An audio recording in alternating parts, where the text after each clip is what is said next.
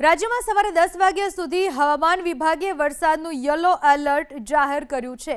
રાજ્યના 16 જિલ્લા અને 2 સંઘ પ્રદેશમાં હવામાન વિભાગે વરસાદનું યલો એલર્ટ જાહેર કર્યું છે। યલો એલર્ટવાળા જિલ્લાઓમાં અમદાવાદ, ખેડા, અરવલ્લી, મહીસાગર, આણંદ, વડોદરા, પંચમહાલ અને દાહોદનો સમાવેશ થાય છે।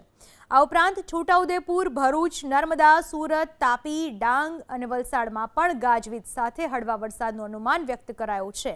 આ તરફ સંઘ પ્રદેશ દમણ અને દાદરા નગર હવેલીમાં પણ છૂટાછવાયા સ્થળોએ વરસાદની આગાહી કરવામાં આવી છે।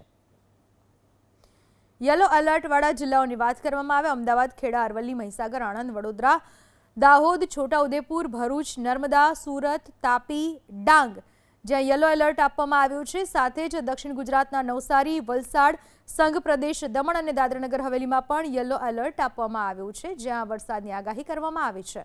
10 જિલ્લાઓમાં 10 વાગ્યા સુધી એલર્ટ આપવામાં આવ્યું છે।